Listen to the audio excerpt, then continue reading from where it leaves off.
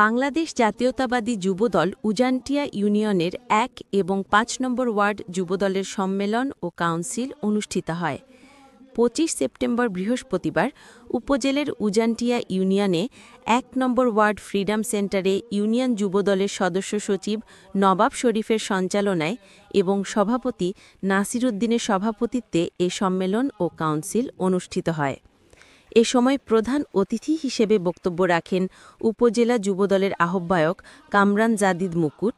বিশেষ অতিথি হিসেবে বক্তব্য রাখেন উজানটিয়া ইউনিয়ন বিএনপির সভাপতি রেজাউল করিম মিন্টু, উজানটিয়া ইউনিয়ন বিএনপির যুগ্ম আহ্বায়ক সিদ্দিক আহমেদ, উপজেলা যুবদলের সদস্য সচিব মাহমুদ ওয়াহিদুজ্জামান, যুগ্ম আহ্বায়ক ইয়াসিন আরাফাত, শাকিল শিকদার, ইউনিয়ন বিএনপির সাবেক সিনিয়র সহসভাপতি নুরুল আলম, ইউনিয়ন বিএনপির যুগ্ম আহ্বায়ক মঈন উদ্দিন কলিম উল্লাহ, উজানটিয়া ইউনিয়ন স্বেচ্ছাসেবক দলের সভাপতি মঞ্জুর আলম, উজানটিয়া ইউনিয়ন যুবদলের যুগ্ম আহ্বায়ক সলিম উল্লাহ, আশেক ইলাহি, আশেক উল্লাহ, হাশেম শিকদার, উজানটিয়া ইউনিয়ন কৃষক দলের সভাপতি মঞ্জুর আলম, উজানটিয়া ইউনিয়ন যুবদলের সদস্য কায়েম, উজানটিয়া ইউনিয়ন ছাত্রদলের আহ্বায়ক আলী হোসেন মুজাহিদ, সদস্য সচিব তায়েব, উজানটিয়া ইউনিয়ন তাঁতিদলের আহ্বায়ক জিয়া রহমান জিয়া সহ বিভিন্ন ওয়ার্ডের নেতাকর্মীরা উপস্থিত ছিলেন। আপনারা জানেন যুবদলের কার্যক্রম যেমনটা হওয়া উচিত, বিশেষ করে আপনার যুবক এবং তরুণরা হচ্ছে দেশের জন্য সবচেয়ে বড় সম্পদ এবং একটা দেশকে একটি স্বয়ংসম্পূর্ণ জাতি হিসেবে নির্দিষ্ট একটা আসনে নিয়ে যাওয়ার জন্য যুবক এবং তরুণরাই অগ্রগামী ভূমিকা পালন করে। সে লক্ষ্যে বাংলাদেশ জাতীয়তাবাদী যুবদল শহীদ প্রেসিডেন্ট জিয়া রহমানের অন্যতম একটি সংগঠন। এই সংগঠন ৩১ দফা সামনে নিয়ে সারা বাংলাদেশে যুবক এবং তরুণদের সংগঠিত করে যাচ্ছে, যাতে একটি স্বনির্ভর, একটি সুন্দর, সুশৃঙ্খল এবং শান্তি বাংলাদেশ গড়ে তোলা যায়। আপনারা জানেন ইতিমধ্যে বিগত ১৭ বছরের অপশাসন হাসিনা সরকারের জুলুম, নির্যাতন, অত্যাচার, দমন, পীড়ন, গুম, হত্যার পর অবশেষে সকল ঐক্যবদ্ধ প্রচেষ্টা, ছাত্র জনতার ঐক্যবদ্ধ আন্দোলনের মাধ্যমে হাসিনা সরকারের পতন হয়। হাসিনার পতনের মাধ্যমে বর্তমান অন্তর্বর্তী সরকার, ইউনিট সরকারের বর্তমান রাষ্ট্র পরিচালনা করছেন। এই সরকার চাচ্ছে যাতে একটি নির্বাচিত একটি দলের কাছে রাষ্ট্রের শাসনভার হস্তান্তর করতে, সে লক্ষ্যে ইতিমধ্যে নির্বাচনের তারিখ ঘোষণা করেছে আগামী ফেব্রুয়ারি মাস। এই ফেব্রুয়ারি মাস যেমন আমাদের সকলের কাছে খুবই গুরুত্বপূর্ণ, সেই লক্ষ্য এই সংগঠনকে শক্তিশালী করা বিএনপির জন্য, যাতে সঠিকভাবে যথাযথ কাজটি করতে পারে, এটাও আমাদের সকলের জন্য অত্যন্ত গুরুত্বপূর্ণ। কমিটি গঠনের ক্ষেত্রে গিয়ে আমাদের সবাইকে অবশ্যই প্রাধান্য দিতে হবে। আপনার সর্বপ্রথম আমার চিন্তা করতে হবে আমরা যাকে নেতৃত্ব আনবো সে আসলে সংগঠক কিনা, তার অর্গানাইজিং সক্ষমতা আছে কিনা, তার অতীতের সাংগঠনিক কার্যক্রমের ভূমিকা কেমন ছিল, দলের জন্য কি ত্যাগ ছিল, সে ইমানদার কিনা, নিজ দলের প্রতি ইমানদারিত্বের সহিত দায়িত্ব পালন করবে কিনা।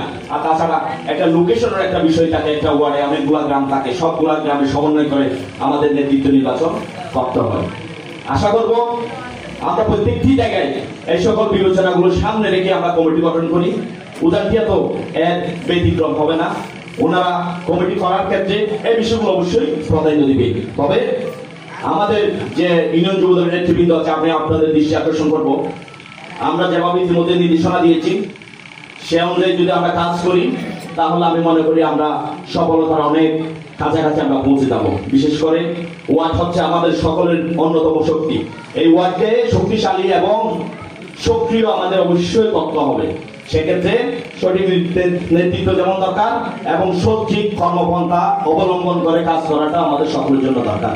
আমি আপনাদের বলেছি একটা ওয়ার্ডে আমাদের যদি 5টা গ্রাম থাকে, প্রত্যেকটা গ্রামের যে সমস্ত যুবদলের রাজনীতির সক্রিয় আছেন, যারা যুবদলের রাজনীতি করবে, কোনো অন্যায় বা অপকর্মের সাথে জড়িত না, প্রত্যেকটা গ্রামে সেই সকল যুবদলের আসতে ইচ্ছুক অথবা যুবদলের নেতাকর্মীদের আলাদা আলাদা তালিকা করার জন্য 5 গ্রামে যদি 20 জন করে গ্রামে থাকে তাহলে 100 জন। এই 100 জন মানুষকে নিয়ে যদি আপনারা সঠিকভাবে আপনারা একটা পরিকল্পনা করে যদি আগান, তাহলে অবশ্যই আপনারা সফলতা লাভ করতে পারবেন। সেজন্য এই ওয়ার্ডের তালিকাটা আপনাদের অবশ্যই করা দরকার এবং ওনাদের মাধ্যমে আপনাদের কাউন্সিল বাস্তবায়ন করা দরকার এবং কাউন্সিল ওনাদের উপস্থিতি অবশ্যই বাধ্যতামূলক করার জন্য যেভাবে ওনাদের সাথে কমিউনিকেশন সৃষ্টি করা দরকার, অবশ্যই আপনাদের সেভাবে কমিউনিকেশন সৃষ্টি করতে হবে। তাহলে সেক্ষেত্রে অবশ্যই আপনার সফলতার দ্বার প্রান্তে পৌঁছবেন। আপনার যে লক্ষ্য উদ্দেশ্য নিয়ে সংগঠনের দায়িত্ব নিচ্ছেন, আশা করি সেটা আপনারা বাস্তবায়ন করতে পারবেন। আপনারা জানেন সংগঠনের ক্ষেত্রে কমিটি পক্ষ থেকে অনেক কথা আছে, অনিয়মের কথা আসে, স্বজনপ্রীতির কথা আসে, আর্থিক লেনদেনের কথা আসে। এই উদাহরণে যুবদলের কমিটি আহ্বায়ক কমিটি গঠন করা হয়েছে। এখানে নাসির ভাই আহ্বায়ক, ও মাহমুদ ওয়াইজামান সদস্য সচিব এবং ইমরানুল হক মানিক সিনিয়র যুগ্ম আহ্বায়ক, আরো আমার 6-7 জন সিনিয়র নেতৃবৃন্দ যারা অতীতে কাজ করেছেন ওনাদের যুগ্ম আহ্বায়ক হিসেবে আমরা এখানে দায়িত্ব দিয়েছি এবং আরো সদস্য আসে। আমি সবার সামনে বলতেছি, আমার আহ্বায়ক কমিটি ঘোষণার একদিন আগে, মানে উপজেলা যুবদল আহ্বায়ক কমিটি সে থেকে উদাহরণ কমিটি ঘোষণা করার একদিন আগে আমার সাথে নাসির ভাইয়ের সাথে 1 মিনিট কথা হয়নি। মানে আমি এই বিষয়টা বোঝাতে চাচ্ছি, ওনারা দীর্ঘদিন যাবত অতীতে পরীক্ষা দিয়ে আসছে, এখন আমার সাথে কথা বলার, লবিং করার, তকবির করার কি দরকার আছে? যার যেটা যথাযথ দরকার, যার যেটা প্রাপ্য সেটা দিতে ওনাকে দেওয়ার দায়িত্বটা আমাদের দিয়েছে। আমরা যদি সেটা বাস্তবায়ন করতে না পারি তাহলে অবশ্যই আমরা ফেলে, অবশ্যই আমরা ব্যর্থ।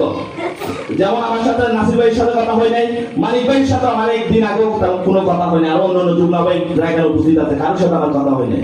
এখানে কারা কাজ করছে, কাদের দায়িত্ব দেওয়া দরকার, এটা সঠিকভাবে নির্বাচন এবং অনুমোদন করার যে প্রক্রিয়া, সেটা অবশ্যই আমরা যদি করতে না পারি তাহলে আমরা মনে করি আমরা ব্যর্থ। আমি এটুকুই নিশ্চয়তা দিচ্ছি, কমিটি করার ক্ষেত্রে উপজেলা যুবদল 100% সঠিক পন্থায় এবং দলের প্রতি ইমানদারিতার সহিত যুবদলের যাবতীয় কার্যক্রম পরিচালনা করে। সব জায়গায় এই বিষয়টি হয়। আশা করি এই উদাহরণটির যে ওনাদের অভ্যন্তরীণ ওয়ার্ড কমিটিগুলো, সেক্ষেত্রেও এই বিষয়টা অবশ্যই হবে।